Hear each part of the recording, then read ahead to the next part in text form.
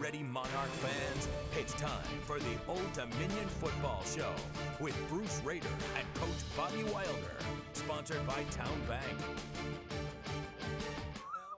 It may have not been the most watched college football game last week, but fans that did tune in saw one of the wildest finishes of the season when Old Dominion beat Western Kentucky Saturday night after regulation.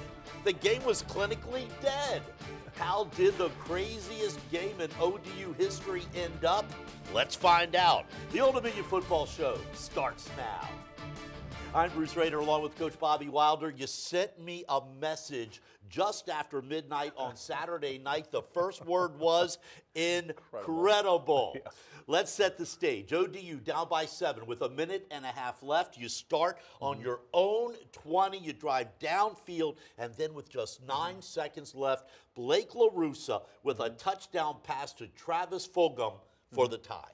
Yeah, we had to go 8 plays and 80 yards into a wind that was gusting up to 35 miles an hour. I've never been involved with a drive like that, Bruce, with wind like that. And on the drive, Blake went 5 for 6 for 76 yards and the touchdown pass to Fulgham to tie it. So as bad as the wind was, he was still accurate, and our guys made some really big catches. We also had a 4th and 2, Bruce. We had a run play. That came down to execution by the players. Great job by the players.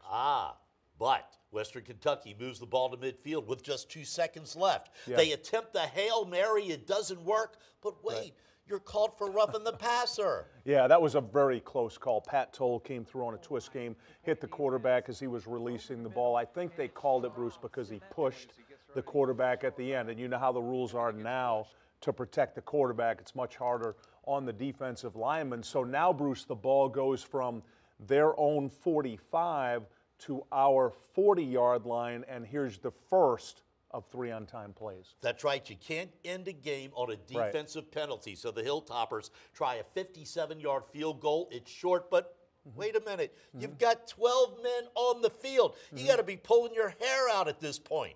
Yeah, whatever hair I had left, we're pulling out. But in those situations, Bruce, and this is something, we'll get this fixed this week. We'll practice it. We'll go through it. You basically have 4 different defenses in that scenario. You've got your base defense. You've got your victory defense, where we put in a receiver back deep. And then you've got your field goal block with jumpers, Bruce, where we take Tim Ward, O'Shane Zimenez for a long field goal. And then you've got your base block. So there was confusion on what they were going to run and what they were doing. And on that first one, Bruce, we ran the jumpers, and we had too many men on the field, which led to the second on-time play. That's right. Now the good stuff.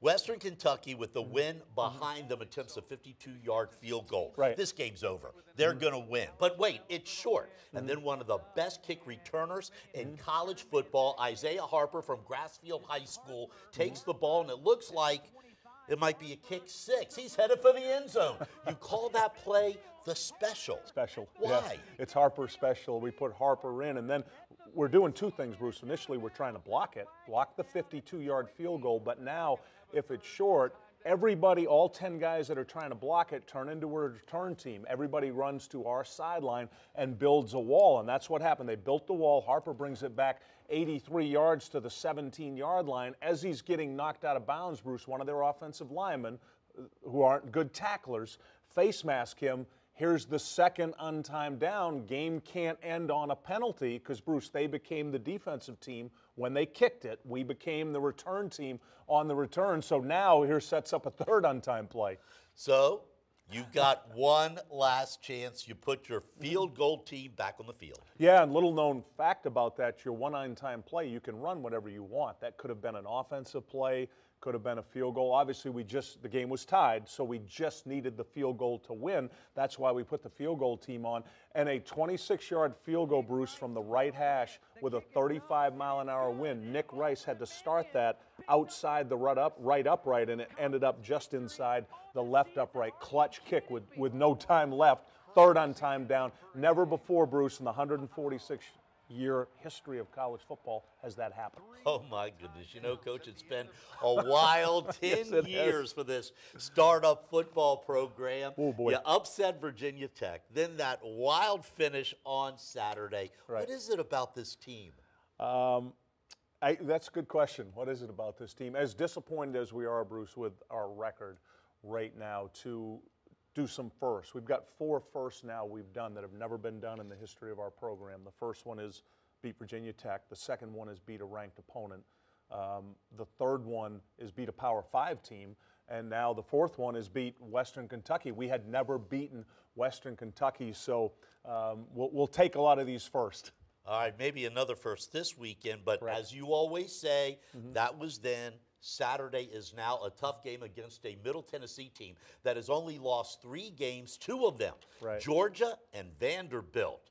And just like following the Virginia Tech win, were you able to settle everybody down this week and get focused on Middle Tennessee? Yeah, there was incredible excitement in the locker room after a lot of the videos out of the celebration that happened, which was great, Bruce. You have to cherish those moments when that happens. But yes, we've got everybody back, and we clearly know right now, our seniors have talked a lot about the fact that our backs are completely against the wall. We have to win this game to keep any hope alive of what we want to happen. So they're back locked in and focus on this team and another team, Bruce, that we've never beaten. All right, we're going to talk more about Middle Tennessee, but coming up next, what was Isaiah Harper's reward for that big run back Saturday night? He gets the drill. He gets the drill. He enters the 1-minute drill with Brian Parsons next on the Old Dominion Football Show.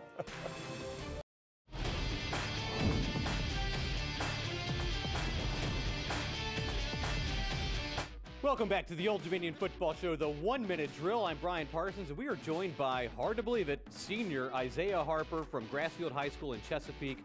Where does the time go? Yeah, I know. It flew by. Yeah. Okay, you're one of the top return men in the nation, kickoff return men. What is it like when you see the seams and you can see the openings and you break free? It's kind of like going through a NASCAR race. When you see a crash, you just got to keep going through the crash. You can't stop. If you stop, you're going to bump into another car, so you just got to keep going until you pop out on the other side. What is your major? What is your degree going to be in? I actually graduated last December, and I got my undergrad in psychology. So what is life after football for Isaiah Harper? Hopefully we can turn football into making a little bit of money, living out my dream. If not, I'm actually thinking about GAing, becoming a coach. So giving back to the game that you love so much. Oh yeah, definitely. We're getting close to the end of my career maybe, and I'm starting to see that I don't want to let it go. So. What was it like, your college experience, being in your essentially your hometown? It was great, especially being able to play in front of a lot of the fans that have seen me since I was a little kid and Pop Warner that I am now. I get a lot of calls, a lot of Facebook messages about just saying stay focused, stay on track, that we're all rooting for you, and then you get to see a lot of these same faces at the game each Saturday. We're out of time on the 1-minute drill. Isaiah Harper, you have passed. Say goodbye to the Monarch Nation. All right, Monarch Nation, I'll see you soon. Coach, what can you say about this kid? I already mentioned that he is one of the most exciting players in college football. Yeah, and he had such a great career locally at Grassfield High School, Bruce. He's one of the best people, students, and players that I've ever had the privilege of coach. He just brings so much positive energy all the time. And at 5'9", graciously 5'9", 170 pounds, he's one of the toughest players pound for pound that I've ever coached. And look at what he's done, Bruce. Special Teams Player of the Year last year, and then that 83-yard return Saturday night that helped set up the game-winning field goal. He has been a great football player at Old Dominion and an even better person. Well, we're going to need another good performance out of him this week. We're going to look ahead to Saturday's game next on the Old Dominion Football Show. But Bruce Rader, along with Coach Bobby Wilder, tell us about Saturday's opponent, Middle Tennessee. Yeah, Middle Tennessee, Bruce, you mentioned in the intro 4-3, a couple of losses, Vanderbilt, Georgia, SEC teams. They still play Kentucky coming up, so they play 3 SECs. They're 3-1 in our league right now, Bruce, and their only loss is to FIU. They beat Marshall at Marshall. This is a good football team. The quarterback is Brent Stockstill, whose dad, Rick Stockstill, is the head coach, 4-year starter, very aggressive on defense. They're going to provide opportunities to have success. We'll need to play our best game of the year, even better than we played against Virginia Tech to win this game Saturday. We're banged up. We got a lot of injuries. We got a lot of guys that got to step up, Bruce, in this football game and play well against a very good team. And, of course, it's homecoming Saturday, always a special day for you. It is, and this is our 10th, Bruce. This is our 10th homecoming that we've had with football. Think about that. All the schools that have been playing football for over 100 years, like Virginia Tech, UVA, this is only our 10th homecoming, and it's a special one when you have the 10th one, particularly the last season, Bruce, that we're playing in Foreman Field, SB Ballard Stadium, as we know it. I know we'll have a great crowd there, and they'll be excited. All right. Well, homecoming at Old Dominion, the Monarchs against Middle Tennessee. Yep. Any key injuries? You happen to mention it in about 5 seconds? Yeah, Jeremy Cox is going to be out again this week, and Lawrence Garner, our outstanding middle linebacker, he won't be back for this game. We'll get him back for North Texas. All right. Well, that's good news. Coach, good luck. It's going to be tough for you to top last week's game excitement-wise, but you never know with this team. No, don't forget, you can always watch our show anytime, any day, at home or at work. Go to wavy.com and click on sports and join us next Wednesday night in our regular 10:45 time slot for the Old Dominion Football Show. Good night, everybody. Have a great night.